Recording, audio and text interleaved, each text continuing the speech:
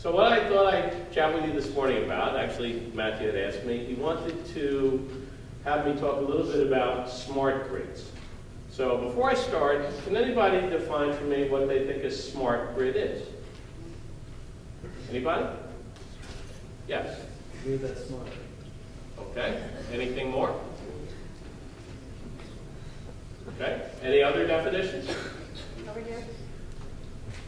Like electrical grid that uses energy efficiently. Okay, I agree. I think that's a good example. Okay, actually the first definition is typically what I use. It's the simplest one. I think most people do tend to focus on electricity, but there are smart grids for cars. How do you lay out a city? Or a smart grid for public water. How do you get water from one place to another? So there actually are lots of different types of grids, but in general, I think most people tend to associate it with electricity and power. So several years ago, we had done a project on the book, The World is Flat. Certainly, the feeling is the world is smaller. We're more connected to one another, closer to one another, and flat. Again, the inhibitors and the way we communicate and connect with one another certainly easier than it has been, in our history. When we look at the world as a whole, we talk about it now being very integrated. We talk about things like global economy in this. And again, sometimes you'll hear the saying, when the U.S. gets a cold, sneezes, the world gets a cold.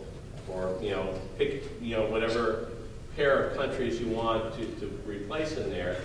But the reality is we have dependencies, whether it's on China, whether it is on Mexico, whether it is on Japan, Europe, Canada, etc. Again, very interconnected in terms of what we do together.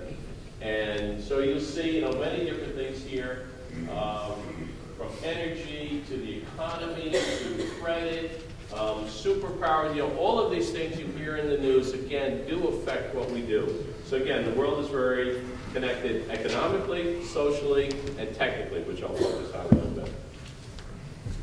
So now just a little back and forth on kind of needs and opportunities. Here you see roughly 170 billion kilowatt hours are wasted each year. This gets back to really this smart grid. So on average, anywhere from 40 to some of the really inefficient ones, 70% of the electricity from its source doesn't make it to the destination. So from where energy is created, could be nuclear power, it could be water, it could be coal, it could be whatever it is, from where that's created to where you go here in this building, in your homes turning on the light switch, roughly 50% or so of that electricity is lost.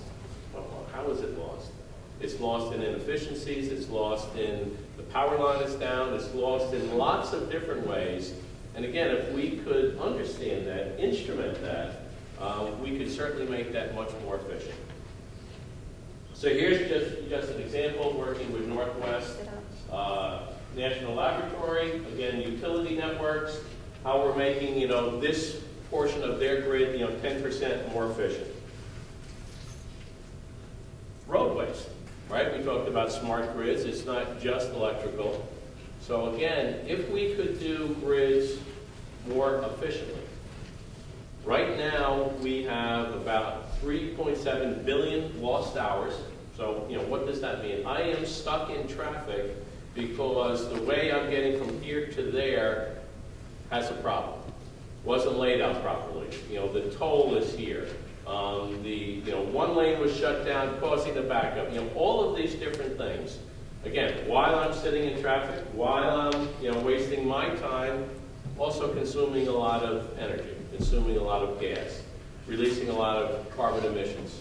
So again, if we could make my travel from here to there more efficient, we could save my time, save energy, save the environment. So again, just another example in Sweden. You know, some of this, IBM actually has a commercial that talks about this as smart grids.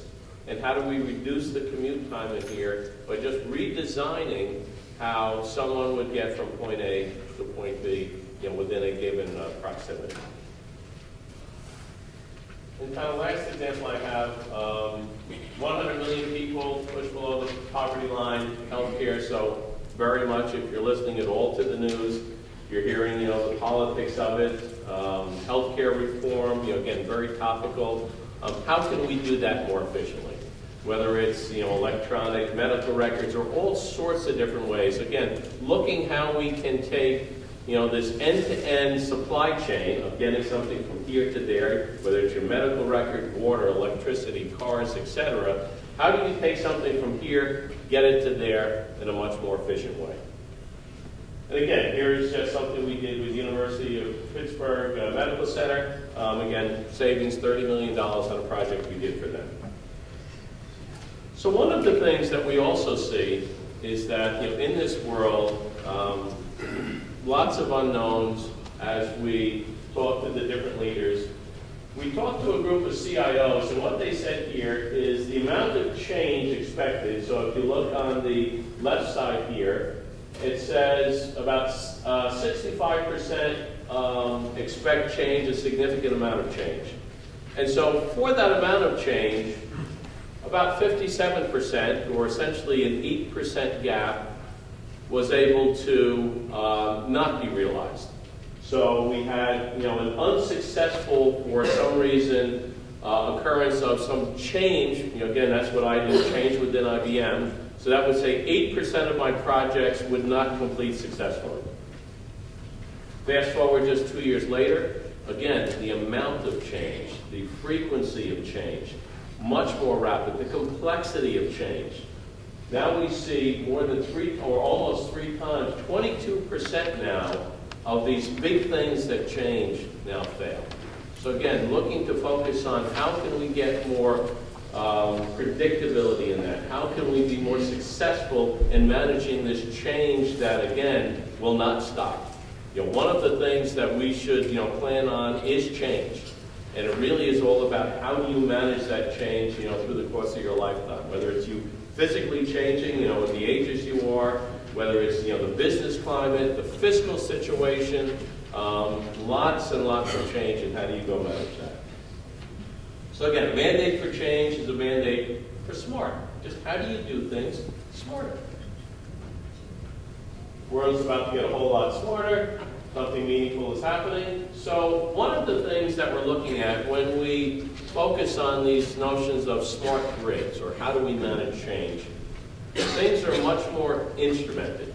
So I can now monitor in some way what is going on. How much energy I'm using, is something on or off. I could do video. How do I different instrument and monitor the things that are going on? Interconnected. Now that I can measure something here, you know, there is a pallet that I lost. Well, it's on this truck going down the road because I have a little tag on it that now tells me that. How do I get all of these things now connected together? Right? You know, with so much, you know, many of us, I say this all the time at home, I have so many little gadgets. What I really want is not just another little gadget. I like for all my little gadgets to work together. Right? That would be the cool thing for me. You know, not so much I need another one because these don't work together. I like all the stuff I have just to work together.